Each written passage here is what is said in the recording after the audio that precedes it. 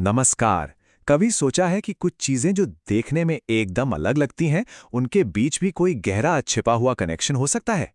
आज हम एक ऐसे ही गणितीय संबंध की परतें खोलने वाले हैं, जिसे कहते हैं तुल्य अनुपात। तो इस सफर की शुरुआत करते हैं एक मजेदार पहेली के साथ।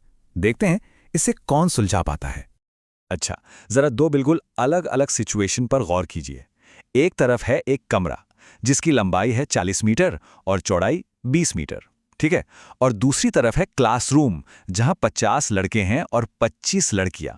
अब सवाल यह है कि एक कमरे के नाप और एक क्लास में बच्चों की गिनती में आखिर कॉमन क्या हो सकता है? अजीब है ना? और इसका जवाब है उनका अनुपात, यानी रेशियो। जी हां, दोनों ही मामलों में जब हम इन नंबर्स को उनके सबसे सिंपल फॉर्म में लाते हैं तो हमें मिलता है 2:1। यही है वो छिपा हुआ कनेक्शन जिसकी हम बात कर रहे थे। कमाल की बात है ना? तो अब जब इस पहेली ने हमारी क्यूरियोसिटी बढ़ा दी है, तो चलिए अब थोड़ा और गहराई में उतरते हैं और समझते हैं कि ये तुल्य अनुपात यानी इक्विवेलेंट रेशियोज आखिर होते क्या हैं और ये काम कैसे करते हैं। देखिए, इसकी डेफिनेशन बहुत सीधी सादी है। तुल्य अनुपात वो रेशियो होते हैं जो भले ही दिखने में अलग अलग नंबरों से बने हों, पर जब हम उन्हें उनके सबसे सरल, सबसे छोटे रूप में लाते हैं तो वो एक जैसे हो जाते हैं। जैसे हमने अभी देखा, 40s20 और 50s25 दिखने में कितने अलग हैं, पर असल में दोनों एक ही बात कह रहे हैं। और इसे समझने का सबसे अच्छा तरीका जानते हैं क्या है? इन्हें भिन्न यानी फ्रैक्शन की तरह देखना। जैसे 40:20 को हम लिख सकते हैं 40/20। अब इसे सिंप्लीफाई करें तो क्या मिलेगा? 2/1, है ना? बिल्कुल इसी तरह 50:25 बन जाता है 50/25, और इसे भी सॉल्व करने पर वही 2/1 ही आता है। तो इस तरीके से एकदम साफ हो जाता है कि कैसे दो अलग दिखने वाले अनुपात असल में एक ही हैं। लेकिन रुकिए, यहाँ एक बहुत ही जरूरी बात है जिसका ध्यान रखना बेहद जरूरी है। रेशियो में ना, नंबरों का क्रम, मतलब कि उनका ऑर्डर, सब कुछ बदल सकता है। चलिए अपने कमरे वाले एग्जाम्पल पर वापस चलते हैं। जब हमने लंबाई की तुलना चौड़ाई से की तो रेशियो था 40:20, यानी सिंपल होके 2:1। लेकिन जरा सोचिए, अगर हम इसे पलट दें, मतलब चौड़ाई की तुलना लंबाई से करें, तो रेशियो बन जाएगा 20:40, जो सिंप्लीफाई होके क्या बनेगा? 1:2। और सबसे जरूरी बात यही है कि 2:1 और 1:2 एक ही चीज नहीं है। बिल्कुल नहीं, ये एक दूसरे के उल्टे हैं, बराबर नहीं है।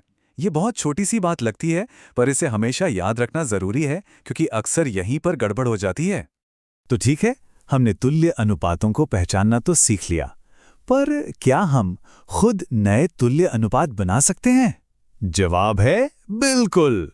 और पता है, ये बहुत ही आसान है। चलिए एक उदाहरण लेते हैं। मान लीजिए हमारे पास एक रेशियो है 3:5। अब देखते हैं कि इसका इस्तेमाल करके हम इसके जैसे और कौन-कौन से रेशियो बना सकते हैं। देखिए, इसका तरीका बहुत ही सिंपल है। बस कोई भी एक नंबर चुनिए। हाँ, बस 0 नहीं होना चाहिए। मान लीजिए हम 2 चुनते हैं।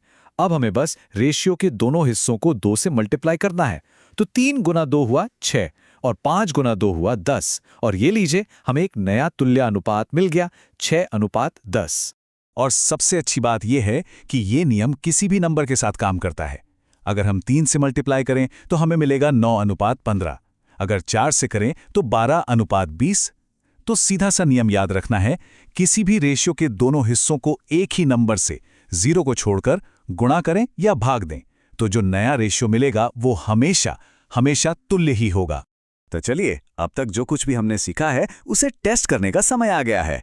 थोड़ी दिमागी कसरत हो जाए। पहली चुनौती ये रही, एक क्लास में लड़कों और लड़कियों का रेशियो है 60:15। ठीक है। दूसरी क्लास में ये रेशियो है 120:30। अब सवाल यह है कि क्या ये दोनों रेशियो तुल्य हैं? चाहे तो यहां थोड़ी देर रुक कर सोच सकते हैं, इन्हें सिंप्लीफाई करने की कोशिश कीजिए। और दूसरी चुनौती ये थोड़ी पर्सनल है। अभी जिस कमरे में हैं, जरा वहां दरवाजों की संख्या का खिड़कियों की संख्या से अनुपात निकालिए। ये गणित को अपनी असल दुनिया से जोड़ने का एक बहुत ही मजेदार तरीका है। और आखिर में एक सवाल सोचने के लिए छोड़ जाते हैं। जरा सोचिए, हमारी रोज की जिंदगी में ये तुल्य अनुपात और कहां-कहां छिपे हो सकते हैं? शायद चाय बनाते वक्त दूध और पानी में, या किसी रेसिपी में मसालों के बीच, या फिर किसी मैप के स्केल में? अगली बार जब भी कोई ऐसी चीज देखें तो याद रखिएगा, अनुपात हर जगह है, बस उन्हें पहचानने वाली नजर चाहिए। तो अपने आसपास की दुनिया में गणित की इस खूबसूरती को खोजते रहिए। अगली बार तक सीखते रहिए।